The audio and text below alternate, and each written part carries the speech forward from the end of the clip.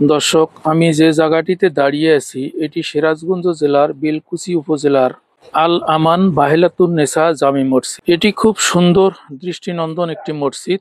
চলুন আমরা সবাই একটু ঘুরে ঘুরে মসজিদটি দেখি। 2016 সালের সেপ্টেম্বরে মুকুন্দগাতি গ্রামের মোহাম্মদ আলী সরকার তার ছেলে আল আমান এবং মা বাহেলা খাতুনের নামে বেলকুচিতে আল আমান বাহেলা খাতুন জামে মসজিদ কমপ্লেক্সের ভিত্তিপ্রস্তর স্থাপন করেন। তিনি নিজের খরচে 30 কোটি টাকার বেশি ব্যয় করে মসজিদটি নির্মাণ করেন। এটি নির্মাণে 4 বছর সময় লেগেছে।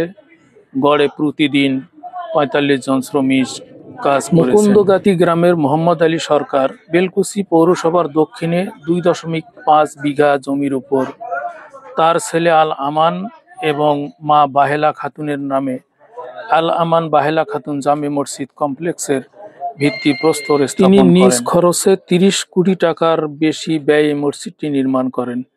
এটি তৈরি করতে সময় লেগেছে 4 বছর। শুরু থেকে প্রতিদিন গড়ে 45 জন শ্রমিক কাজ করেছেন। মসজিদটিতে একটি বৃহৎ ধূসর গম্বুজ রয়েছে। এছাড়াও মেঝে সাদা টাইলস দিয়ে আচ্ছাদিত এবং স্তম্ভগুলি মার্বেল দিয়ে আচ্ছাদিত। মসজিদের তৃতীয় তলায় গম্বুজ রয়েছে এবং অন্যান্য স্থানে বেশ কয়েকটি আলোকিত ঝাড়বাতি রয়েছে।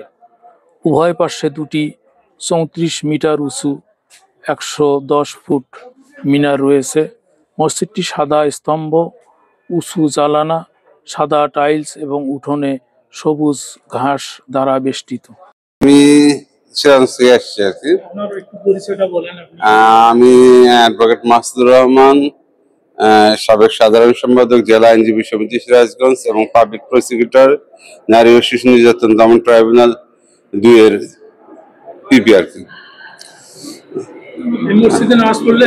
আমি আমার এবার যে 2বার এই মসজিদে নামাজ পড়া, একবার পথচারী হিসাবে নামাজ পড়া, এবার আর আজকের নামাজটা ছিল পরিকল্পিত আর কি।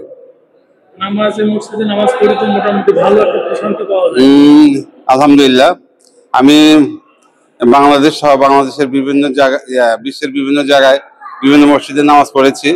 তার মধ্যে সৌদি আরব না বললেই নয়, কারণ সৌদি আরবে আমি অনেক মসজিদে নামাজ পড়েছি। তার সাথে কেমন জানি মিল রয়েছে। আজকের এই সিরাজগঞ্জের বেলকুচির বাহেলা মসজিদটা অনেক মিল রয়েছে। সম্মানিত এক মুসল্লি ভাইয়ের সাক্ষাৎকার। এখানে মুসল্লিদের উজুর ব্যবস্থা, এখানে স্বচ্ছ একটি পানির ট্যাঙ্ক আপনারা দেখছেন।